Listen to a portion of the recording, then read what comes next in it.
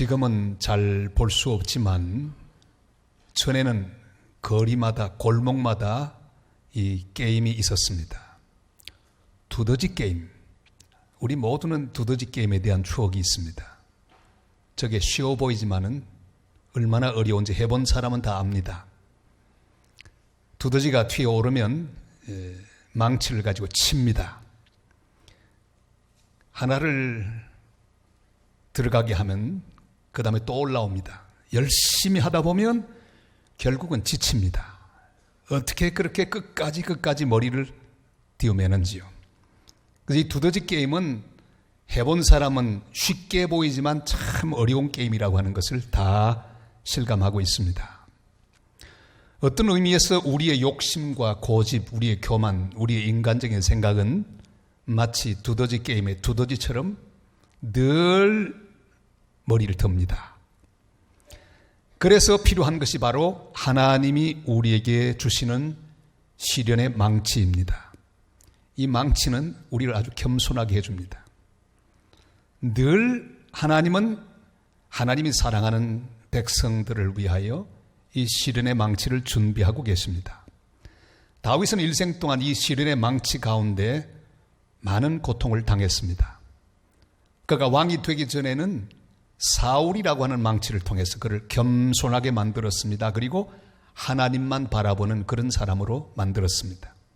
왕이 된 이후에 다시 다윗의 삶 가운데는 욕심이라고 하는 두더지가 다시 머리를 디밉니다. 하나님은 압살롬의 반역이라고 하는 심각한 하나님 망치로 그를 타격합니다. 근데 오늘 읽었던 우리 시편 143편의 부제는 그 아들이 잡으려고 쫓아올 때 이렇게 붙어 있습니다. 그는 자신의 상황을 메마른 땅 같다고 고백합니다. 절망적이고 거칠고 메말라서 갈라진 땅 같은 상황에 있음을 그는 말하고 있습니다. 그러나 그냥 메마른 땅이라면 희망이 없겠지만 그는 하나님의 은혜를 기다리는 마른 땅이라고 고백하고 있습니다. 6절이 이렇게 말씀하고 있죠. 같이 한번 읽겠습니다. 주를 향하여 손을 펴고 내 영혼이 마른 땅같이 주를 사모하나이다. 아멘. 이 고백은 다윗의 고백만은 아닙니다. 우리 모든 하나님의 사람들의 고백이기도 합니다. 시련의 마른 땅 가운데서 마음이 마른 땅처럼 갈라지고 힘들어 괴로워하는 많은 사람들이 있습니다. 오늘 다윗처럼 마른 땅같이 주님을 향해 손을 펴고 주님의 은혜를 사모하는 시간이 되시기를 바랍니다. 마른 땅 가운데 있는 사람들은 보통 내게 응답해 달라고 하는 기도를 하나님 앞에 드리게 됩니다. 다윗도 그렇게 시작하죠. 1절을 같이 보겠습니다. 여호와여 내 기도를 들으시며 내 간구에 귀를 기울이시고 주의 진실과 의로 내게 응답하소서. 다윗의 상황이 그랬습니다. 원수가 그의 생명을 땅에 엎어서 죽은 지 오랜 자처럼 그렇게 암흑 속에 두었다고 고백합니다. 그의 심령이 상했습니다. 마음이 참남하다고 고백합니다. 그는 참으로 피곤함 가운데 있었습니다. 두렵고 낙심하는 가운데 있었습니다. 그래서 부르짖습니다. 주여 응답하소서. 마음을 모두 드러내며 기도하는 기도입니다. 우리는 주님 앞에 이렇게 기도해야 합니다. 주여 응답하옵소서. 바디메오가 주님을 향해 부르짖듯이 기도해야 합니다. 엘리야가 갈멜산 위에 올라가서 하나님의 불의 응답을 기다리며 부르짖듯이 그렇게 기도해야 합니다. 그러나 아무리 급한 상황에서 주님 응답하옵소서 기도하는 가운데 있어도 잊지 말아야 될 사실이 있습니다. 지금 응답하실 주님, 그 주님은 이전에 이미 내 삶 가운데 여러 번 나타나셔서 응답해 주셨다고 하는 사실을 우리는 기억하면서 기도해야 합니다. 5절이 그 사실을 말씀하고 있죠. 다 같이요. 내가 옛날을 기억하고 주의 모든 행하신 것을 읊조리며 주의 손이 행하는 일을 생각하며 기도하고 부르짖어야 합니다. 이미 이전에도 하나님은 여러분 우리 삶 가운데 임하셔서 응답해 주셨습니다. 하나님 은혜가 아니었으면 여기까지 우리는 올 수 없었습니다. 주님이 시시때때로 우리를 도와주셨습니다. 종교개혁을 시작했던 마르틴 루터에게는 절친이 있었습니다. 종교개혁을 같이 했던 동력자이기도 합니다. 요하네스 브렌트라는 사람이 있었습니다. 그는 스페인 왕에 의하여 핍박을 당했습니다. 스페인 왕은 그에게 기병대를 보냈습니다. 그를 체포하기 위해서. 브렌트는 도망을 갑니다. 아무도 자기를 숨겨주지 않았습니다. 막다른 골목에 이르렀는데 마침 한 대문이 열려있는 것을 보고 뛰어들어갔습니다. 그 안에는 닭장이 있었습니다. 닭장 속으로 피합니다. 들어가 보니 숨을 데가 없습니다. 천장을 보니 숨을 만한 곳이 보였습니다. 거기에 숨었습니다. 이어코 기병대가 자기를 찾기 위하여 닭장 속으로 들어왔습니다. 다행히 밑에만 보고 지붕을 보지 않았습니다. 천장을 보지 않고는 가버렸습니다. 그는 꼼짝도 없이 천장 위에 갇히고 말았습니다. 거기서 기다립니다. 하루고 이틀이고. 그런데 신기한 것은 아침이 되었는데 암탉 한 마리가 그 천장으로 올라와서 알을 놓고 갑니다. 아주 통통한 달걀을 넣고 가는데 하나를 꼭 낳고 갑니다. 그것을 먹습니다. 그 다음 날에 또 한 알을 낳고 갑니다. 또 먹습니다. 15일 동안 그는 거기서 달걀을 먹고 지냈습니다. 15일째 되는 날부터 닭이 더 이상 오지 않았습니다. 바로 그날 기병대가 그 마을을 떠난 날이었다는 사실을 알았습니다. 여러분, 우리 하나님의 은혜는 지나간 우리의 삶 가운데 굽이굽이 우리의 위기 상황 가운데 임하셔서 우리를 도와주셨습니다. 지금까지 수도 없이 우리는 하나님 앞에 부르짖었습니다. 그때마다 하나님은 응답하여 주셨습니다. 옛날에 나를 지키시고 건져주시고 응답하셨던 그 하나님이 지금 어찌 우리의 기도에 응답하지 않으시겠습니까? 다시 응답하실 하나님을 우리는 믿어야 합니다. 하나님은 다윗을 사울의 공격으로부터 여러 번 지키고 구원해 주셨습니다. 죽을 고비를 많이 넘었습니다. 하물며 다시 압살롬의 손 아래에서도 우리 하나님 어찌 그를 구원해 주지 않겠습니까? 그래서 주님을 향해 손을 펴고 마른 땅같이 주님을 사모하는 마음으로 주 앞에 다윗은 기도하고 있습니다. 우리 오늘 이 시간 손을 펴고 마른 땅같이 주를 사모하며 주님 앞에 내 모든 삶의 문제들을 맡기고 간구하는 하나님의 사람들이 되실 수 있기를 바랍니다. 주님의 응답을 기다리는 그런 하나님의 사람들이 되시기를 바랍니다. 그러나 압살롬에게는 당장 닥치고 있는 많은 어려운 일이 압살롬을 통해서 그에게 다가오고 있습니다. 압살롬에게서 구원받는 일보다 더 중요한 일이 다윗에게 있습니다. 그것은 바로 그 상황을 통해서 말씀하시는 하나님의 음성을 듣는 일입니다. 우리의 삶도 마찬가지입니다. 우리 하나님 앞에 기도할 때 내 문제를 해결하는 것이 목적이 되어서는 안 됩니다. 하나님의 응답을 받는 것, 그것이 목적이 되어서는 안 됩니다. 우리는 그 상황 가운데 하나님의 음성을 들어야 합니다. 하나님의 말씀을 들어야 합니다. 그래서 이렇게 기도해야 합니다. 주의 말씀을 듣게 하소서. 우리 8절 말씀을 같이 읽겠습니다. 아침에 나로 하여금 주의 인자한 말씀을 듣게 하소서. 내가 주를 의뢰함이니이다. 내가 다닐 길을 알게 하소서. 내가 내 영혼을 주께 드림이니이다. 아멘. 다윗의 근본적인 문제는 압살롬에게서 구원받는 일이 아닙니다. 그 상황 가운데 낭떠러지 끝으로 몰리는 그 어려움 가운데 서서 하나님의 음성을 듣는 일입니다. 하나님 앞에 더 거룩하게 서며 하나님이 기뻐하시는 사람으로 만들어져 가는 일입니다. 풍랑 가운데는 요나는 풍랑을 벗어나는 일이 그 삶의 목적이 되어서는 안 됩니다. 그것보다 더 중요한 것은 풍랑 가운데 말씀하시는 하나님의 말씀을 듣고 그의 삶의 방향을 다시 재정립하고 주님이 가라고 하는 그곳으로 가는 데 있습니다. 아이성 전투에서 패배한 여호수아의 가장 시급한 일은 승리하는 일에 있는 것 아닙니다. 바로 그 패전한 상태에서 하나님의 음성을 듣는 것입니다. 하나님 말씀을 듣고 잘못된 것을 바로잡고 하나님 앞에 바로 서는 일입니다. 그것은 승리하는 일보다 훨씬 더 중요하고 시급한 일입니다. 그리하여 다윗이 고백한 대로 내가 다닐 길을 알게 되는 것, 내가 가야 할 길을 알게 되는 것, 내가 하나님 앞에 살아야 할 삶이 무엇인지를 깨닫게 되는 것, 그것이 가장 귀한 일이라고 주님 말씀하고 계십니다. 미국에서 목회하는 어떤 목사님, 다른 건 다 인격도 훌륭하고 목회도 잘하시는데 한 가지 문제가 있었습니다. 운전대만 잡으면 사람이 변합니다. 과속을 합니다.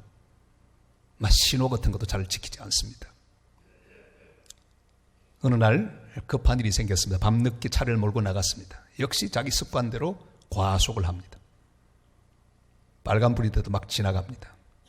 한참 가고 있는데 깜빡깜빡하고 뭐가 따라옵니다. 뭘까요? 경찰이 따라옵니다. 이런 난감한 일이 있습니까? 어떻게 해요? 경찰이 탁 오더니 경례를 합니다. 손님, 신호위반과 속도위반입니다. 깜짝. 그러면서 스티커를 이렇게 끊어줍니다. 선생님, 혹시 지난 한 3년 동안에 스티커를 끊은 일이 있습니까? 잘 기억이 안 나는데요. 경찰이 좋아하더니 몇 번 신호위반과 속도위반으로 몇 번 스티커를 발부하셨군요.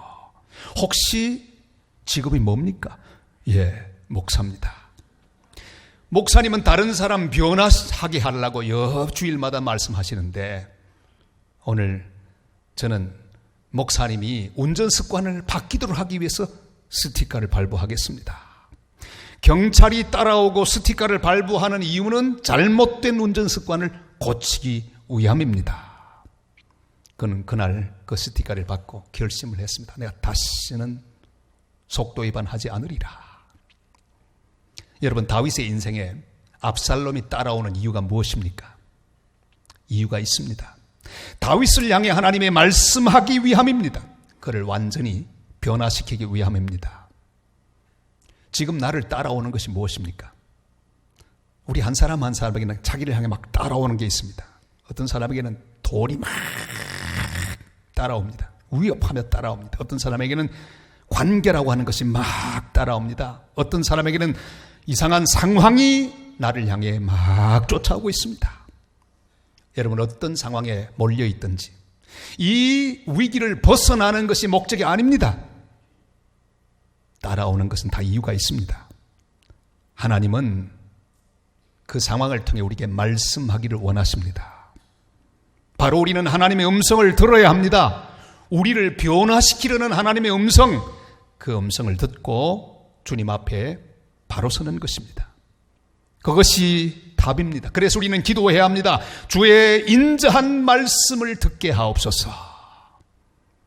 주님은 내 삶의 여러 정황들을 통해서 나를 향해 쫓아오시며 우리를 향해 말씀하고 계십니다. 오늘 이 예배 시간을 통해서 주님이 주시는 귀한 음성에 귀를 기울이는 복된 시간이 되시기를 바랍니다. 영어로 듣는다고 할 두 가지가 있습니다. 하나는 hear, 그냥 듣는 거죠. 또 하나는 listen이라는 건 말이 있어요. 그건 잘 듣는 것입니다.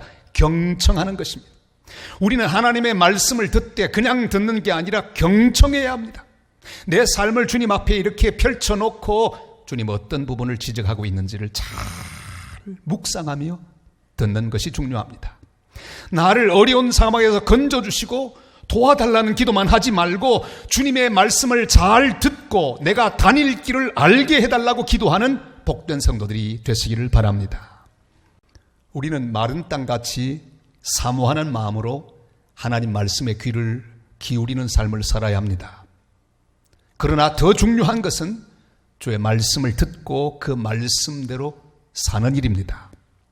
그래서 기도해야 합니다. 주여, 주의 뜻대로 행하게 하소서. 주의 뜻을 행하게 하소서. 우리 10절 말씀을 다 같이 읽겠습니다. 주는 나의 하나님이시니 나를 가르쳐 주의 뜻을 행하게 하소서. 주의 영은 선하시니 나를 공평한 땅에 인도하소서. 아멘. 겟세마네 동산에서 피땀을 흘리며 기도하시던 예수님의 기도는 두 가지뿐입니다. 하나는 십자가를 지지 않게 해달라는 기도지요. 그것은 예수님이 받고 싶어 했던 응답입니다. 십자가를 지지 않도록 이 잔이 내게서 지나가기를 원합니다. 이렇게 기도하시는 주님을 이렇게 묵상하면 얼마나 위로가 되는지 몰라요. 왜요? 주님도 우리처럼 기도하셨거든요. 십자가가 지나가게 해달라고, 편한 길, 쉬운 길로 가게 해달라고. 그것은 주님이 받고 싶어 했던 응답입니다. 그러나 기도하면서 하나님의 뜻을 깨닫습니다. 그리고 기도하십니다. 내 뜻대로 마시고 아버지의 원대로 되기를 원하나이다. 그리고 주님은 십자가를 향해 당당하게 나아가셨습니다. 여러분, 우리는 이 땅에 내 뜻을 이루기 위하여 온 것이 아닙니다. 하나님의 뜻을 행하기 위하여 왔습니다. 어떤 마른 땅 같은 상황이라도 우리는 하나님의 뜻이 이루어진다면 그것이 성공입니다. 내 뜻을 이루기 위하여, 내 꿈을 이루기 위하여 우리는 살아가고 있지 않습니다. 나를 보내신 하나님의 그 뜻, 그 하나님의 꿈을 이루기 위하여 우리는 지금도 살고 있습니다. 그러니까 내 꿈이 좌절되는 것은 어떤 면에서 내 인생이 성공적인 방향을 틀었다고도 말할 수 있습니다. 중요한 것은 우리 하나님이 나를 보내신 뜻, 하나님 나를 통해 이루기를 원하는 그 계획, 그것을 이루게 된다면 내 인생은 성공적인 인생이라고 우리는 평가할 수 있습니다. 어떤 마른 땅 같은 상황이라도 하나님의 뜻이 이루어지는 것을 기다리며 또한 바라보고 사모하는 그런 복된 인생의 주인공들이 되시기를 바랍니다. 현대인들은 자꾸만 도망가기를 좋아합니다. 그래서 요즘 몇 가지 증상을 이야기하죠. 오작동하는 컴퓨터를 새롭게 하기 위해서 누르는 버튼이 있습니다. 그게 뭐죠? 리셋 버튼입니다. 잘 안 될 때는 그냥 팍 핸드폰도 쓰다가 막 엉키거든요. 리셋 버튼을 꼭 눌러서 처음부터 다시 시작하게 하면 휙 돌아가는 경우가 많습니다. 바로 이렇게 하는 것처럼 마음에 들지 않은 현실도 그렇게 할 수 있다고 착각하는 리셋 증후군이 있습니다. 지금 당장 앞에 직면하는 문제를 좀 도피하기 위해서 오락이나 컴퓨터에 집착하는, 그래서 현실 문제를 외면하는 그런 현실 도피증이 있습니다. 현실에 만족하지 못하고 새로운 이상만을 추구하는 파랑새 증후군도 있습니다. 또는 어른이 되기를 싫어하는 피터팬 증후군도 있습니다. 그러나 우리는 어떤 경우에도 직면해야 합니다. 문제 앞에 직면해야 합니다. 상황 앞에 직면해야 합니다. 그리고 주님의 뜻을 바로 깨닫고 그 뜻대로 행해야 합니다. 주님이 하라고 하는 바로 그 일을 해야 합니다. 마른 땅처럼 주님을 사모하는 사람은 주님의 음성을 집중하여 듣습니다. 그리고 주님이 하라고 하는 그 일을 행하는 삶을 살아갑니다. 다윗은 지금 압살롬에 의해서 벼랑 끝에 섰습니다. 그러나 그는 벼랑 끝에서 주님의 음성을 듣습니다. 다시 일어나서 주님의 뜻을 행할 결심을 그는 하고 있습니다. 예수 전도단의 설립자이신 로랭 커닝엄, 그는 대표적인 저서인 벼랑 끝에 서는 용기라고 하는 책에서 이런 얘기를 합니다. 하나님은 당신에게 나무가지 끝으로 나아가라고 하십니다. 나무가지 끝으로 갔을 때 윙 하는 소리가 들려 되돌아보니 사탄이 전기톱을 들고 당신이 서 있는 나뭇가지를 잘라내고 있습니다.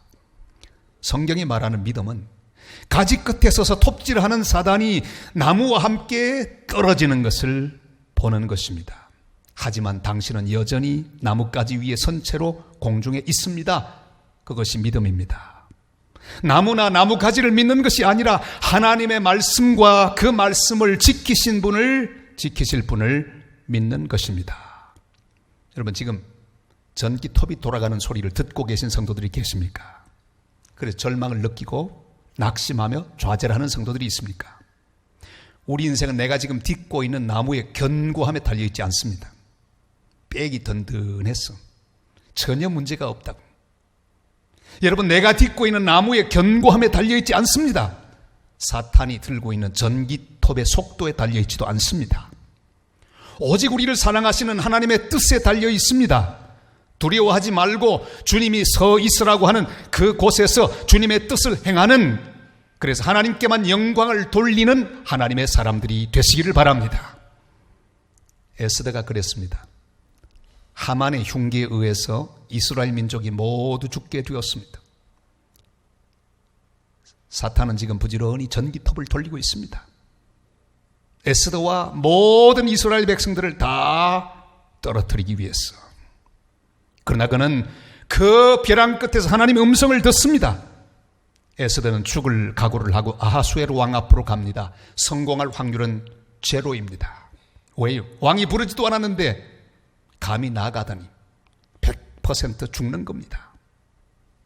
그러나 인간의 확률 제로이지만 하나님은 제로 가운데도 역사하십니다. 그를 통해 하나님은 모든 이스라엘 백성들을 구원해 주셨습니다. 왕의 마음을 바꾸어 주시고 그 벼랑 끝에서도 살아남을 수 있는 은혜를 주셨습니다. 전기톱을 들고 있던 하만, 그가 바로 자기가 들고 있던 권력의 전기톱과 더불어 추락하고 말았습니다. 에스더와 하나님 백성들은 살아남았습니다. 사랑하는 여러분, 전기톱을 들고 있던 압살롬, 그는 전기톱과 함께 떨어졌고 다윗은 살아남아서 주의 뜻을 행하는 귀한 삶을 살아갔습니다. 사랑하는 성도 여러분, 내 마음이 마른 땅같이 갈라지고 내 상황이 마른 땅같이 감으로써 갈라져 있으십니까? 상황을 보지 말고 눈을 들어 주를 향하여 손을 펴고 마른 땅같이 주를 사모하는 하나님의 사람들이 되시기를 바랍니다. 주님께 부르짖어 기도하십시오. 그러나 나만을 위해 간구하지 말고 주의 말씀을 듣게 해달라고 간구하시기를 바랍니다. 그리고 주님의 뜻을 깨달아서 그 뜻대로 행하는 용기 있는 사람으로 주님 앞에 서기를 기도하며 주님을 향해 손을 펴는 복된 하나님의 사람들이 되시기를 바랍니다. 미국에 상원이 있고 하원이 있는데 상원의 원목이었던 리차드 헬버슨이라고 하는 목사님이 계십니다. 그는 목회도 오래 했는데 항상 예배 마지막 때는 이런 말로 성도들을 축복했다고 합니다. 여러분은 우연히 아무 데도 가지 않습니다. 어디를 가든지 하나님이 여러분을 보내십니다. 어디에 있든지 하나님이 여러분을 거기에 두셨고 하나님이 여러분이 거기 있는 것은 그의 목적이 있기 때문입니다. 여러분 안에 내주하시는 그리스도께서 여러분이 있는 곳에서 여러분을 통해 뭔가 하시기를 원하십니다. 이 사실을 믿고 그분의 은혜와 사랑과 능력 안으로 나아가십시오. 사랑하는 여러분, 마른 땅같이 거칠고 갈라진 상황에 있어도 주를 향하여 손을 펴고 주를 사모하십시오. 그 상황 가운데서 주님은 우리를 통해 영광 받기를 원하십니다. 주님은 우리를 위하여 이미 앞길을 준비해 놓고 계십니다. 주님, 우리를 다시 사용하셔서 우리를 향한 주님의 뜻을 이루어 주실 것입니다. 메마른 땅처럼 주를 사모하며 주를 향해 손을 펴고 살아가는 복된 믿음의 성도들로 날마다 승리하며 나아가시는 복된 성도들 다 되시기를 주님의 이름으로 축복합니다.